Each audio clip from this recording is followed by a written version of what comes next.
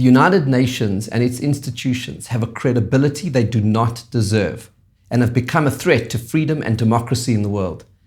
Israel's case before the UN's International Court of Justice should be used to expose this fact and begin the process of placing clear boundaries on the UN.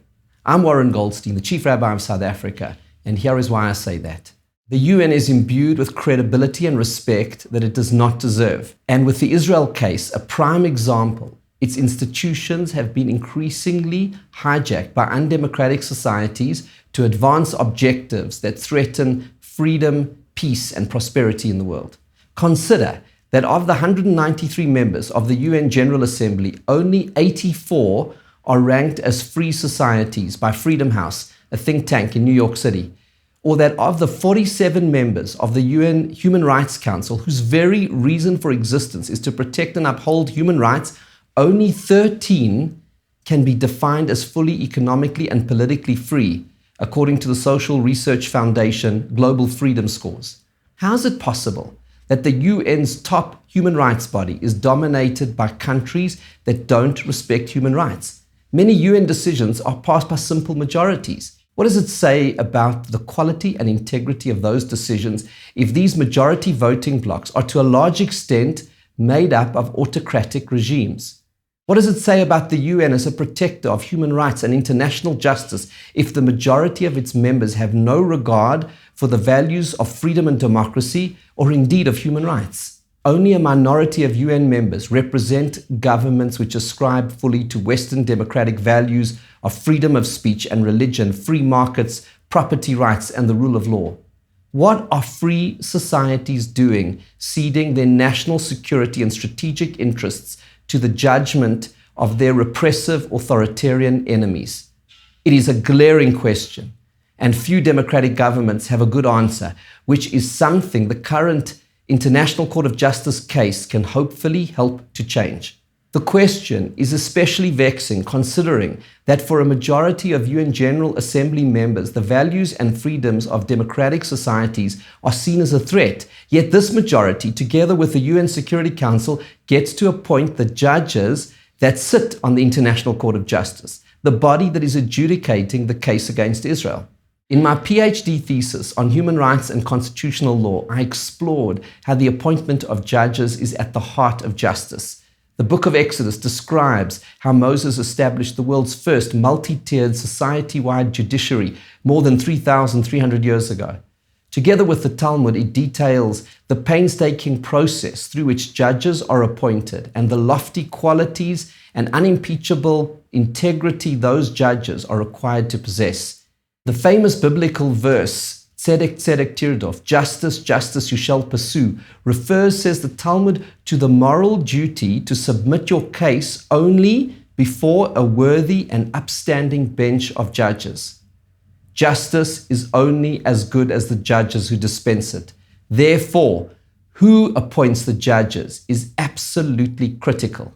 And the UN, dominated by dictatorships, appoints the ICJ judges, who therefore by definition lack the moral authority to stand in judgment over any democracy, especially Israel. The UN's anti-Israel bias and obsession with the world's only Jewish state and the only free democracy in the Middle East makes this point clear. Consider that at the General Assembly each year there are more condemnations of Israel than the rest of the world combined. In 2022, for example, 15 resolutions passed against Israel and not a single resolution passed on the human rights situation in China, Venezuela, Saudi Arabia, Cuba, Turkey, Egypt, Zimbabwe, Pakistan, Qatar, Vietnam, Algeria. On the other hand, Iran, Syria, North Korea, Myanmar each received a grand total of 1. Consider that at the UN Human Rights Council, Israel is the only country with a standing agenda item, and that in 17 years, the UN's Human Rights Council has adopted 103 resolutions condemning Israel, compared to 0 for countries guilty of real human rights violations, such as China, Venezuela, and Saudi Arabia. Finally, consider that among the ICJ judges hearing this case, one is from serial human rights abuser China and another is from Lebanon.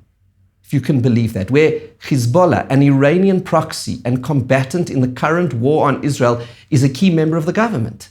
This is theater of the absurd, where a democracy such as Israel can be brought before the ICJ to face charges related to its national security imperative to fight off jihadist terror that is financed and supported by Iran with the declared intent of waging war against the West and destroying the values that free democracies are built upon.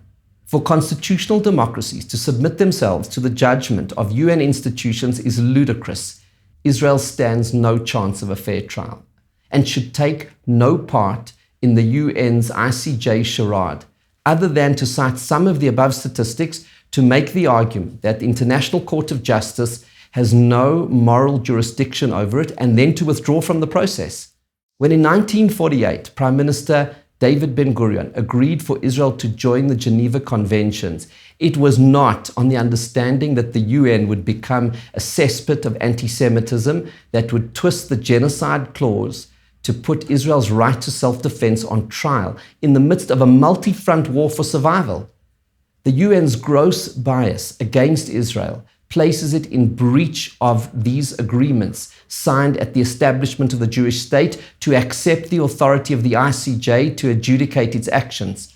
Now, I believe, is the time to walk away from this dangerous farce.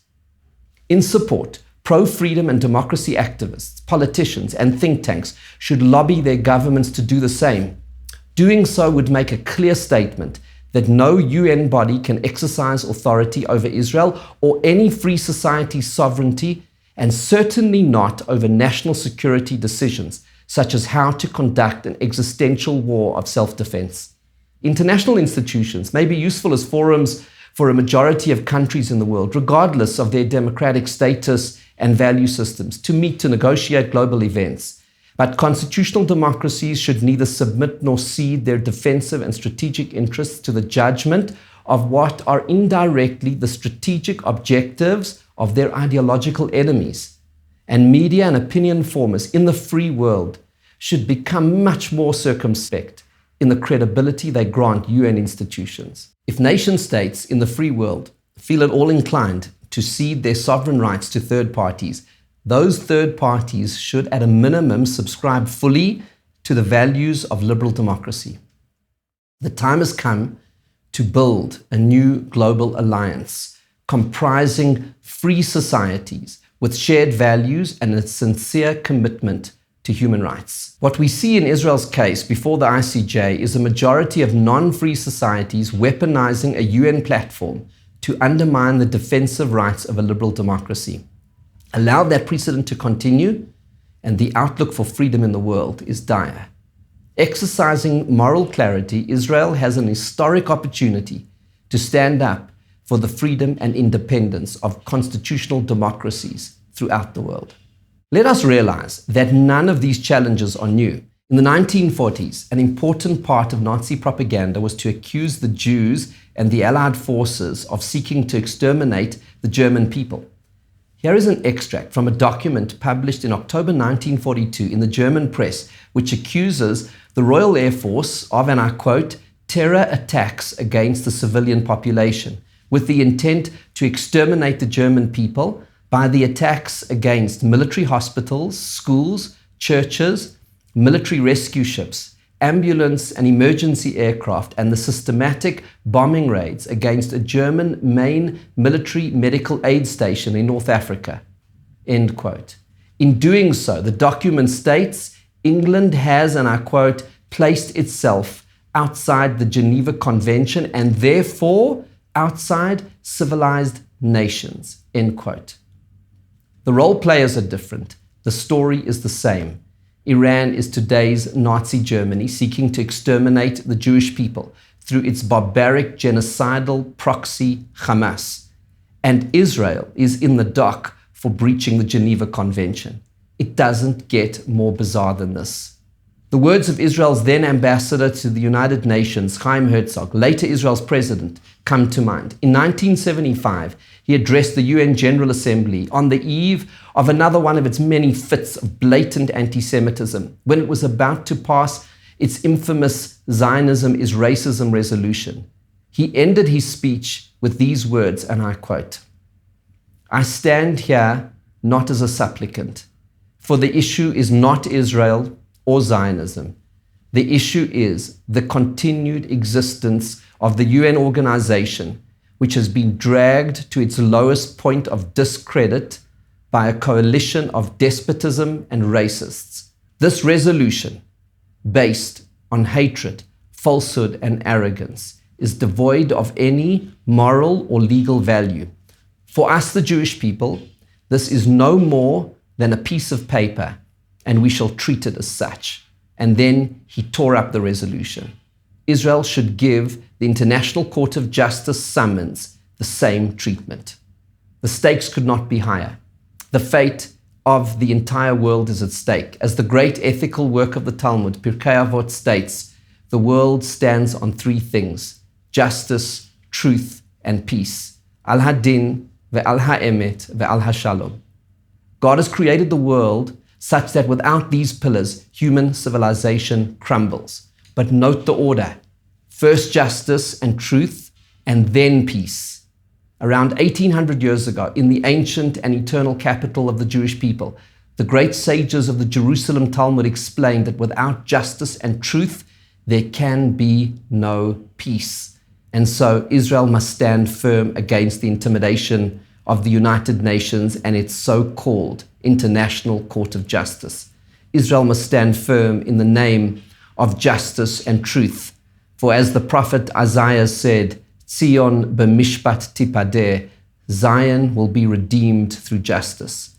The route to redemption and the path to peace begins with justice, true justice.